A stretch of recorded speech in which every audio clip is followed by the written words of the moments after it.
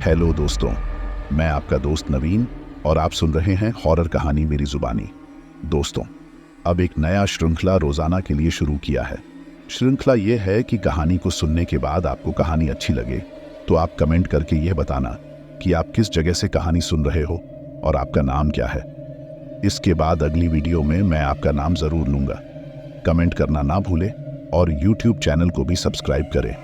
यह छोटा सा सहयोग मेरे लिए बहुत महत्वपूर्ण है। चलिए शुरू करते हैं।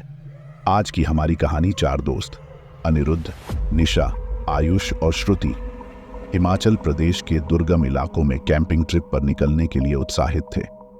वे हमेशा से पहाड़ों की खूबसूरती का अनुभव करना चाहते थे, दूर शहरों के शोर से दूर शांत वातावरण का आनंद लेना चाहते थे। उन्होंने एक स्थानीय गाइड विक्रम को काम पर रखा, जो उन्हें एकांत कैंपिंग स्थल तक ले जाने के लिए सहमत हुआ। विक्रम ने उन्हें चेतावनी दी कि पहाड़ों में एकांत स्थान दुर्लभ हैं और आमतौर पर ग्रामीण उन क्षेत्रों से दूर रहते हैं। लेकिन दोस्तों ने उसकी चेतावनी को हल्के में लिया। रोमांच की तलाश में उनका उत्साह कम नहीं हुआ। कई घंटों की कठिन चढ़ाई के बाद वे अंततः एक खूबसूरत घाटी में पहुंचे। चारों तरफ देवदार के घने जंगल और ऊंचे पहाड़ थे। एक छोटी सी गड़गड़ाहट धारा उनके शिविर के पास बह रही थी। सूरज ढल रहा था, आकाश को लाल, नारंगी और बैंगनी रंगों से रंग रहा था। दोस्तों ने जल्दी से अपना कैंप लगा लिया, टेंट खड़े किए और अलाव जलाया। हवा में एक अजीब सी ठंडक थी जो सामान्य से अधिक लग रही थी।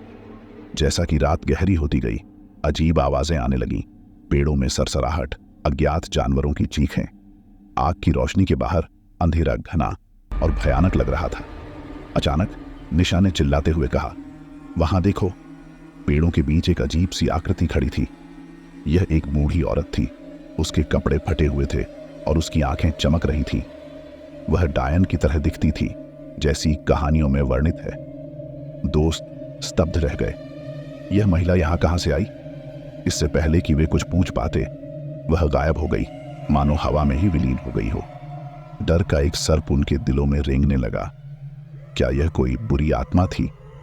क्या वे किसी भूतिया जगह पर डेरा डाले हुए थे? विक्रम ने उन्हें आश्वासन दिया कि शायद उनकी आंखों ने उन्हें धोखा दिया है, लेकिन दोस्तों को उस पर पूरा भरोसा नहीं था। रात भर वे बारी बारी से पहरा देते रहे, हर सरसराहट और हर चीख पर चौंकते रहे। सुबह होते ही उन्होंने पाया कि उनका राशन गायब हो गया है। साथ ही जमीन पर अजीब निशान बने हुए थे, जो रात में बने होंगे। डर और भूख से व्याकुल होकर उन्होंने विक्रम से पूछताछ की। विक्रम भी उलझन में था। उसने कबूल किया कि उसने इस क्षेत्र के बारे में कभी नहीं सुना था और न ही उसने कभी ऐसी अजीब घटनाओं का सामना किया था। अब दोस्तों को एहसास हुआ कि वे किसी बड़ी मुसीबत में फंस गए हैं। यह सिर्फ एक दूरस्थ क्षेत्र नहीं था, बल्कि एक ऐसी जगह थी जहां अंधेरे राज छिपे हुए थे। भूख से व्याकुल और डर से कांपते हुए चारों दोस्तों ने विक्रम से सलाह ली। विक्रम ने उन्हें बताया कि निकटतम गांव तक पहुंचने में कम से कम 2 दिन लगेंगे। उनके राशन के गायब होने से उनकी चिंता और बढ़ गई। जंगल में खाने के लिए कुछ न था, सिवाय जंगली फलों के, जिनके बारे में वे अनिश्चित थे कि जहरीले तो नहीं हैं। विक्रम ने सुझाव दिया कि वे जंगल के किनारे तक चले जाएं, जहां शायद उन्हें खाने के लिए कुछ जंगली पत्तियां या फल मिल सकें। अनिच्छा से दोस्तों ने उसकी सलाह मानी। जंगल के किनारे चलते हुए श्रुति को एक पुराने मंदिर का जीर्ण शीर्ण प्रवेश द्वार दिखाई दिया।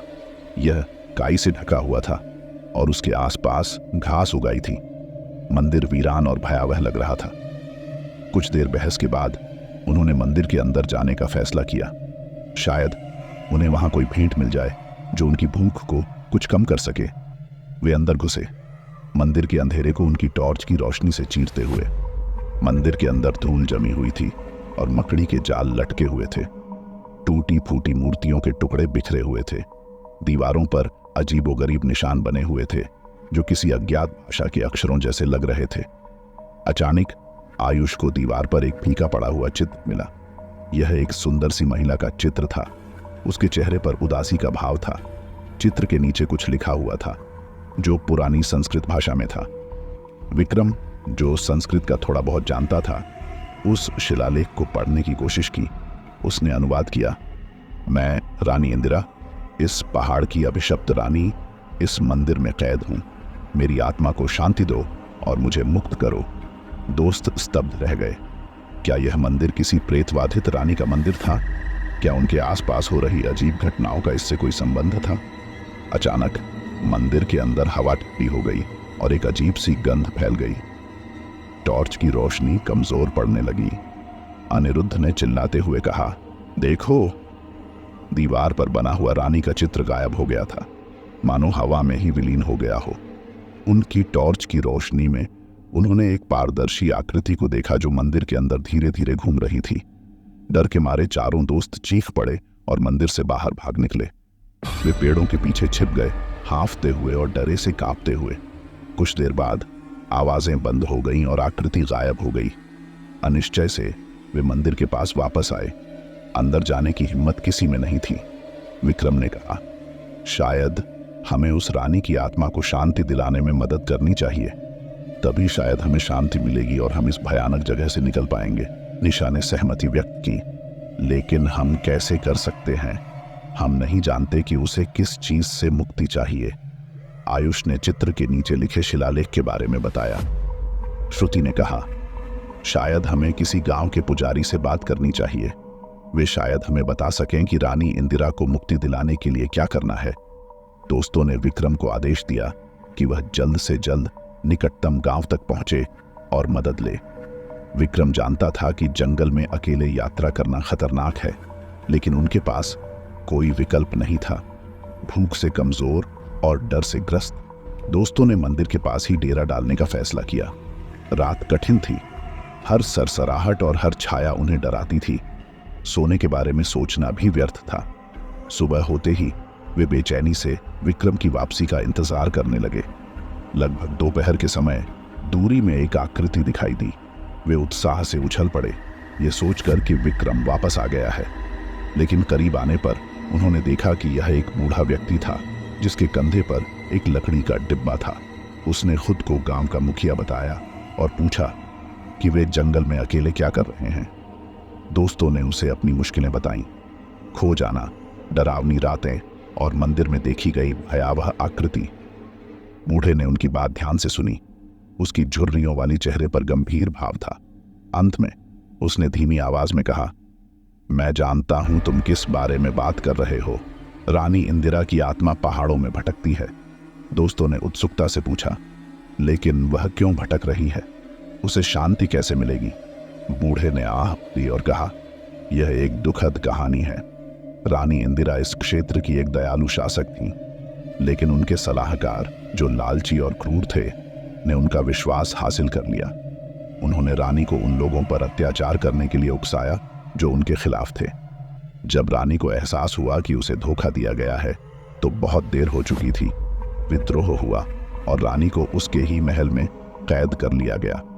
क्रोध और निराशा में रानी इंदिरा मर गई और उनकी आत्मा को शांति नहीं मिली। दोस्तों को रानी इंदिरा के दुख की कहानी सुनकर दुहक हुआ। उन्होंने महसूस किया कि उसकी आत्मा को शांति दिलाना उनका कर्तव्य है। बूढ़े ने आगे कहा, रानी इंदिरा को मुक्ति पाने के लिए आपको पहाड़ की चोटी पर स्थित एक गुफा में जाना होगा।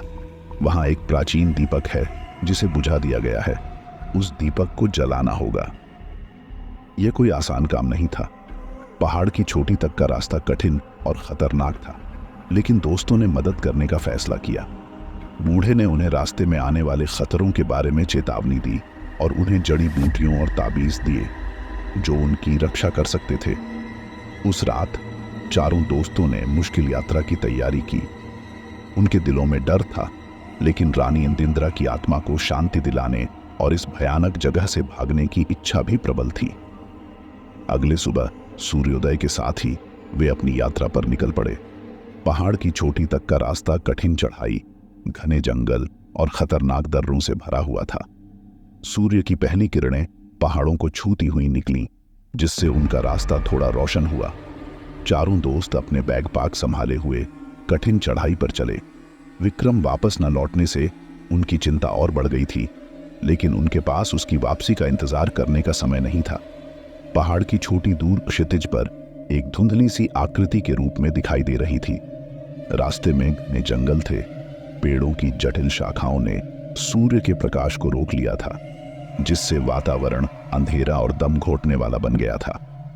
कुछ देर चलने के बाद जमीन पर बिखरे हुए हड्डियों के टुकड़ों को देखकर उनकी रीढ़ की हड्डी में सिहरन दौड़ गई। यह जंगली जानवरों का शिकार स्थल लग रहा था। अनिश्चितता के साए में उन्होंने अपना रास्ता जारी रखा। दोपहर के समय थकावट और भूख से परेशान होकर वे एक छोटे से झरने के पास रुके। ठंडे मीठे पानी ने उनकी थकान को थोड़ा कम किया। आयुष ने पेड़ों से कुछ जंगली फल तोड़े, जिन्हें खाने के लिए सहमति बनी। भोजन करते समय निशा ने पूछा, तुम सचमुच मानते हो कि रानी इंदिरा की आत्मा भटक रही है? श्रुति ने जवाब दिया, मुझे नहीं पता, लेकिन उस बूढ़े ने जो कहानी बताई उससे मुझे सहानुभूति हुई। शायद उसकी आत्मा को वाकई शांति की जरूरत है। अनिरुद्ध ने कहा, चाहे वह सच हो या ना हो, हमें कोशिश तो करनी ही चाहिए। हम इस भयानक जगह से तभी निकल पाएंगे। राहत के कुछ पल बिताने के बाद वे फिर से चढ़ाई पर चले गए। जैसे जैसे वे ऊपर चढ़ते गए, हवा ठंडी होती गई। हवा में एक अजीब सी गंध आने लगी, सड़े हुए पत्तों और नमी की गंध। अचानक श्रुति चीख पड़ी। उसने नीचे देखा और एक गहरे गड्ढे को देखा जो पेड़ों और झाड़ियों से ढका हुआ था। अगर वह एक कदम और आगे बढ़ती तो वह निश्चित रूप से गिर जाती। डर के मारे उनके कदम धीमे हो गए। हर कदम पर उन्हें यह डर सताता रहा कि कहीं उनके पैर के नीचे से जमीन न खिसक जाए। सूरज धीरे धीरे ढल रहा था। आकाश को लाल और बैंगनी रंगों में रंग रहा था। जल्द ही अंधेरा छा गया। उनके पास रुकने के अलावा कोई विकल्प नहीं था। जल्दी से उन्होंने एक छोटी सी गुफा ढूंढी और उसमें डेरा डाल लिया। आग जलाने के लिए सूखी लकड़ियां इकट्ठी की। रात काली और भयानक थी। अजीब आवाजें उन्हें डराती रहीं। नींद आंखों से दूर थी। सुबह होने का बेसब्री से इंतजार कर रहे थे। अगले दिन सूरज की रोशनी से थोड़ा आश्वासन मिला। उन्होंने पाया कि गुफा के पास जंगली जानवरों के पंजों के निशान बने हुए थे। रात के समय शायद वे गुफा के आसपास ही मंडरा रहे थे। बिना किसी देरी के वे फिर से चढ़ाई पर चले गए। हवा अब और भी ठंडी हो गई थी। पेड़ कम होते गए और बर्फीली चोटी नजदीक आती गई। अचानक आयुष चीख उठा। उसके पैर के नीचे से एक पत्थर लुढ़क गया, जिससे वह फिसलने लगा। अनिरुद्ध ने झटपट आगे बढ़कर आयुष का हाथ पकड़ लिया, उसे गिरने से बचाते हुए। आयुष सांस लेते हुए लड़खड़ा गया। उसके माथे पर पसीना जम गया था। मैं लगभग गिर गया था, उसने कांपते हुए आवाज में कहा। सावधान रहो, निशा ने चेतावनी दी। यह चढ़ाई पहले से ही काफी खतरनाक है।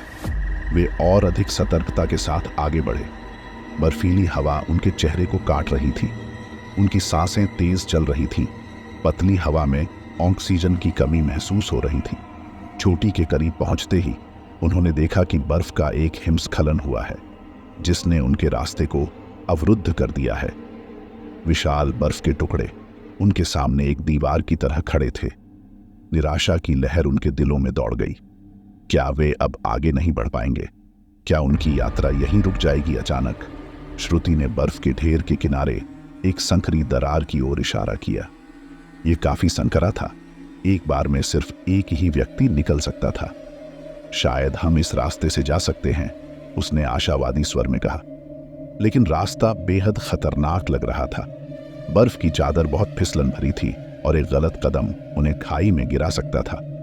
अनिरुद्ध ने थोड़ा हिचकिचाते हुए कहा, यह बहुत खतरनाक है। अगर हम फिसल गए तो श्रुति ने उसके कंधे को छुआ। हमारे पास कोई विकल्प नहीं है, हमें कोशिश करनी होगी। एक एक करके वे बर्फ की संकरी दरार से होकर निकलने लगे। यह बेहद डरावना था। बर्फ उनके पैरों के नीचे खिसक रही थी और नीचे की खाई उन्हें घूर रही थी। लेकिन धीरे धीरे, बहुत सावधानी से वे सभी दरार को पार करने में सफल रहे। राहत की सांस लेते हुए उन्होंने पाया कि वे अब पहाड़ की चोटी पर पहुंच चुके हैं। चारों तरफ बर्फ का ही बयाबान था। हवा इतनी तेज चल रही थी कि वे मुश्किल से खड़े हो पा रहे थे। आंखों को मसलते हुए उन्होंने आगे देखा। कुछ ही दूरी पर एक चट्टान के नीचे एक अंधेरा छेद दिखाई दे रहा था। वही गुफा होनी चाहिए जहां प्राचीन दीपक मौजूद था। उन्होंने जल्दी से टॉर्च जलाकर गुफा के अंदर जाने की तैयारी की। उनके डर से पेट में गांठें पड़ रही थीं, लेकिन पीछे हटने का कोई रास्ता नहीं था। एक गहरी सांस लेते हुए अनिरुद्ध सबसे आगे चलने के लिए तैयार हुआ। तभी अचानक उन्होंने एक तेज चीख सुनी। यह निशा की चीख थी। वे चारों घबराकर पीछे मुड़े। निशा जमीन पर गिरी हुई थी। उसके चेहरे पर डर का भाव था। उसके बगल में बर्फ में बड़े बड़े पंजों के निशान बने हुए थे। मुझे कुछ लगा, निशा ने कांपते हुए आवाज में कहा। यह एक भयानक जानवर था। उनके दिल दहल उठे। क्या पहाड़ की चोटी पर कोई खतरनाक जानवर रहता था? क्या यही वजह थी कि गांव के लोग इस क्षेत्र से दूर रहते थे? डर और अनिश्चितता के बीच जूझते हुए उन्हें एक फैसला लेना था।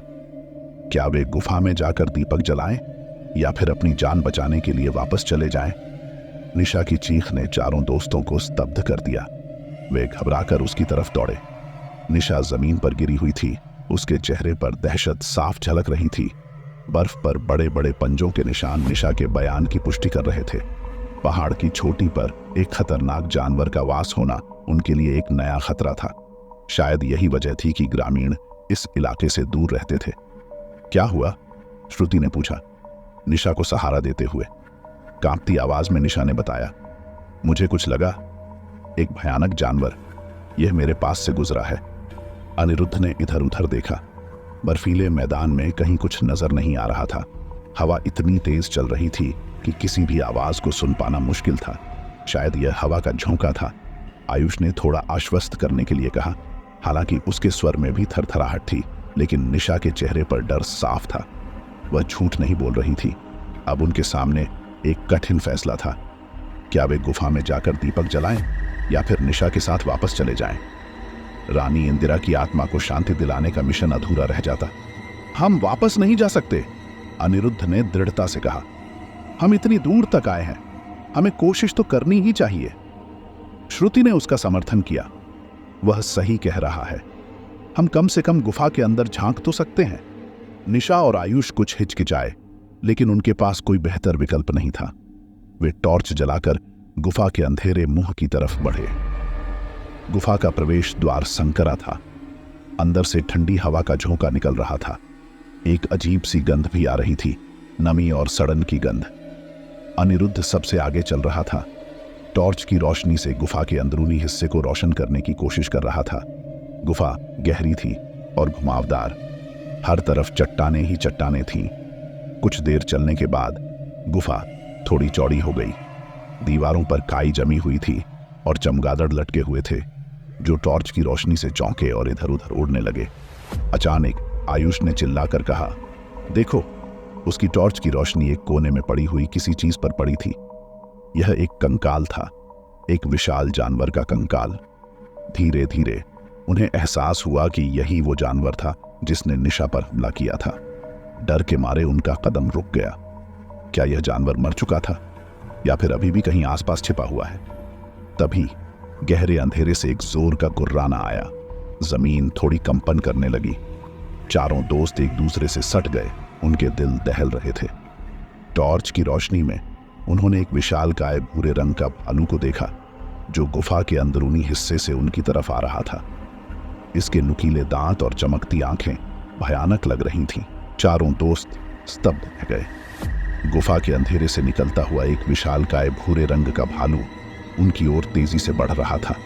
इसके नुकीले दांत और चमकती आंखें भयानक लग रही थीं। अनिरुद्ध ने सोचने में देर नहीं की।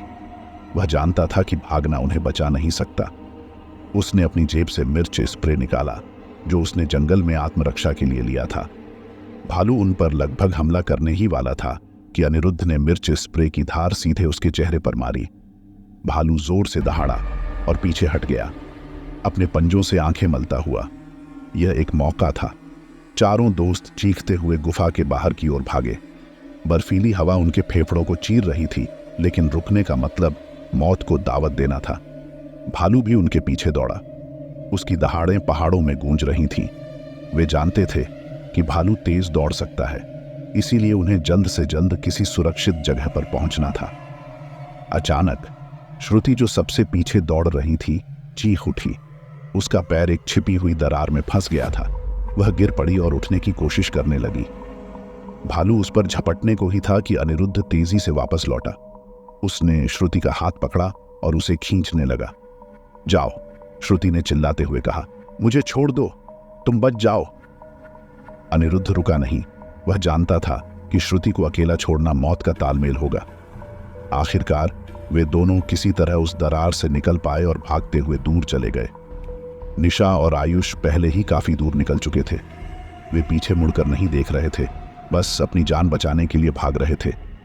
अनिरुद्ध और श्रुति हांफते हुए एक बड़ी चट्टान के पीछे छिप गए। भालू का गुस्सा थोड़ा कम हुआ लग रहा था। वह दरार के पास खड़ा था, गुस्से से गुर्रा रहा था।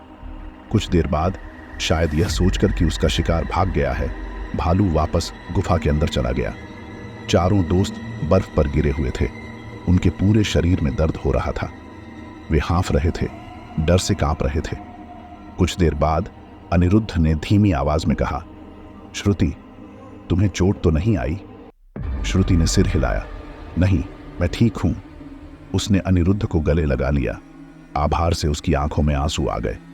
अब उनके सामने एक और मुश्किल थी। निशा और आयुष कहां थे?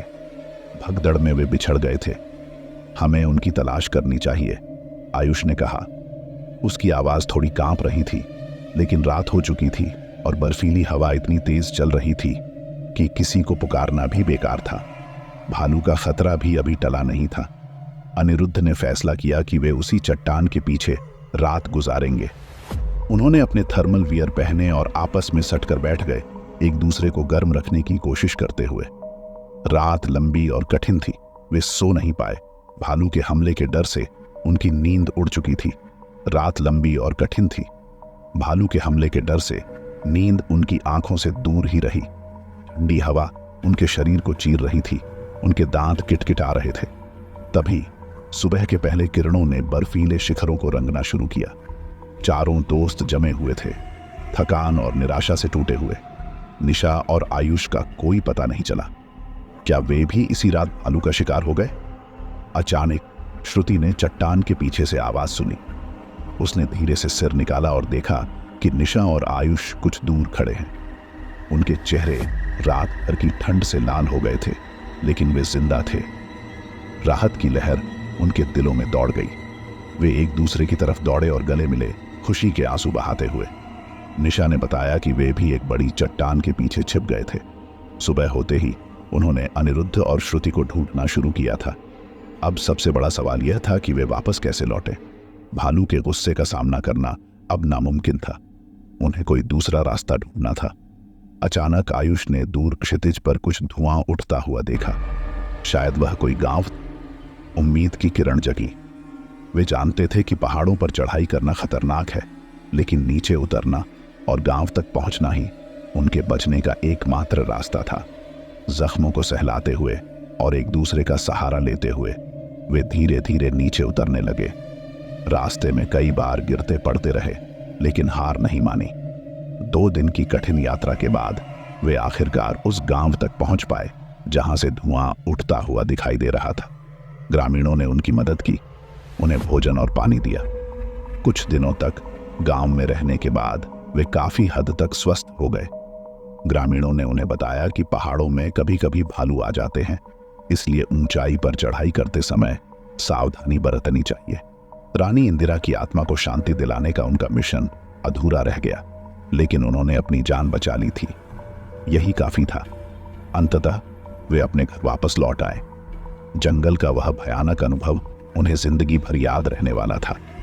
उन्होंने सीखा कि प्रकृति का सम्मान करना कितना जरूरी है और कभी भी बिना तैयारी के किसी एडवेंचर पर नहीं निकलना चाहिए।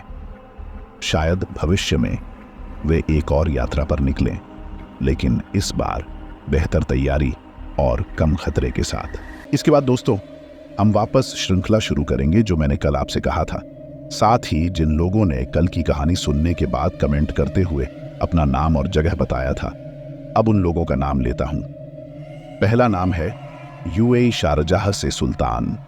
अगला नाम है कोलकाता से रब्बी। अगला नाम है पश्चिम बंगाल से उत्तम भट्टाचार्य। अगला नाम है उत्तर प्रदेश प्रयागराज से पिंटू। अगला नाम है जटोली से सोनू सिंह या फोकल कुमारी। अगला नाम है पुरुलिया से आनंद। अगला नाम है छत्तीसगढ़ से अंशिका सेन। अगला नाम है राजस्थान से मनोज कुमार चौधरी और चौधरी बीकानेर। अगला नाम है सऊदी अरेबिया से जय। अगला नाम है गुजराती राजकोट से प्रकाश जाधव। अगला नाम है सहारनपुर से हुसैन। अगला नाम है रायबरेली से देशराज। अगला नाम है पांचाल से ब्रजेंद्रा। अगला नाम है कोलकाता पश्चिम बंगाल से संदीप दास। अगला नाम है मेरठ से पुष्पेंद्रा राणा। अगला नाम है पाकिस्तान से शाहबाज। धन्यवाद दोस्तों, मिलते हैं अगली वीडियो में।